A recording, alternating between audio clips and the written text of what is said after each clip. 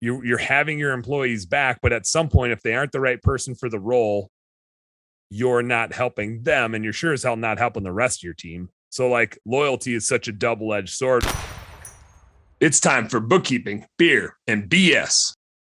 I don't know what the grading scale is, but let's say there's like a scale from 0 to 10, 10 being you're really good at letting people go.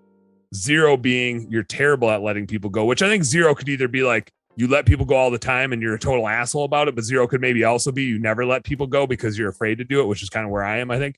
And I'd say a 10 would be like you're consciously always evaluating and making those decisions and doing them like at the perfect time. And it's always right. And it's never too late. It's never too soon. You just let people go at the exact perfect time. And your employee's like, oh, he just always knows what to do. Where do you think you are? Where do you think you are in the 0 to 10 of letting people go? I wish my employees could answer that question for you. That'd be a lot more real. I'm probably a 5. Of course, I've kept people around, the people that are like super talented and just so good at what they do, but they're assholes that nobody wants to be around. Those people you have a tendency to keep around for longer, and I've made that mistake. So I'll get right in the middle of the road. Vanilla answer of a 5. Ooh, right in the middle. Some wins, some losses. Oh, Sean, how about you? Where'd you put yourself? My scale's kind of fluid, man. So I'm not quite sure what to tell you. When I first started in business, it was a 0. It was horrible. I remember talking to a cousin of mine who's pretty successful in some food business, and he had like 80 employees at the time. And I saw him at a wedding. I'm like, Jimmy, man, I think I got to fire this employee. He's like, well, what the hell are you waiting for? What are you doing? He goes, I love firing people, man, because I know it's the right thing to do when I do it. And it helps them usually. And it definitely helps me in the business.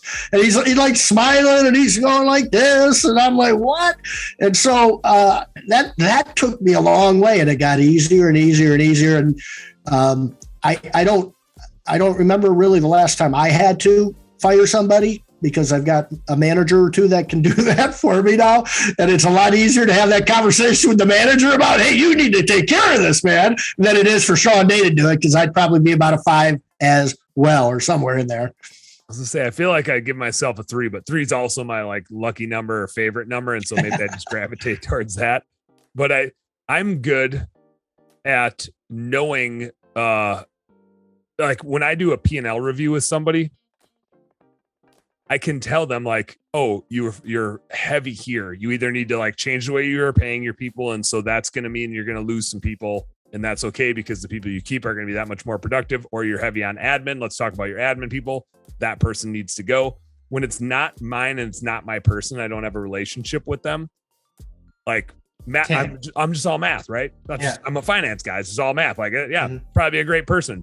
But when they're my people, and this like this is like one of those things where it's a weakness and a strength. They're like a flaw, but I think it's also what makes us blue skies. Our like one of our core values is loyalty, and so that's like being loyal to our employees and having their back, right? And so it's a weird line of you're having your employees back, but at some point, if they aren't the right person for the role, you're not helping them, and you're sure as hell not helping the rest of your team. So like loyalty is such a double-edged sword where it's like we got to be loyal to our team. And for us, that's like loyal to our team, loyal to the business, loyal to the customer. Like it extends to all of our stakeholders is how we apply that. Well, like we're clearly not being loyal to the business if we're holding people that are making the business less successful. We're clearly not being loyal to the other, to their coworkers if we keep somebody around that's underperforming. But it's hard to you want to, because that's a good human being. That's the hardest, when they're like a great person and it's just maybe that they're not in the right role or whatever the case is. So I think that's what that's the crux for me. That's where I get held up, is I'm just like, oh, we got to be loyal. I think to this person.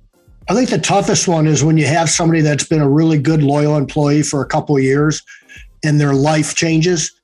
And it's a divorce, it's a boyfriend, it's a girlfriend, it's a drug problem. Yeah, the old drug problem. Boy, is that a fun one. I've got meningitis, man. I'm all right.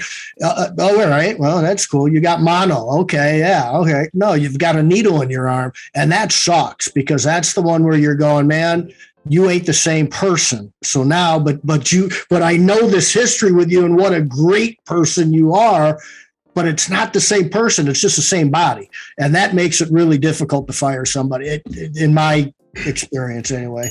Yeah. It's a really good point. Back.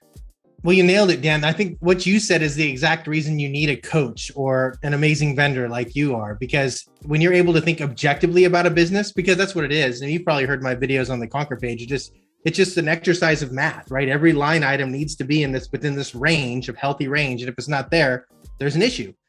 Specifically when it talks to bodies, whether it's admin or technicians, it's usually inefficiency or not charging enough. And so we need to identify what the source of that is. And when you have an objective mind, somebody who's there as a coach or a consultant or a vendor that's able to see that, it's usually able to take the emotion that you both just mentioned out of that. Because in our own businesses, of course, we see the troubles and the struggles that our employees go through. And we don't want to be the person that lets them down even more and takes them down that rabbit hole even more. It's hard. It sucks.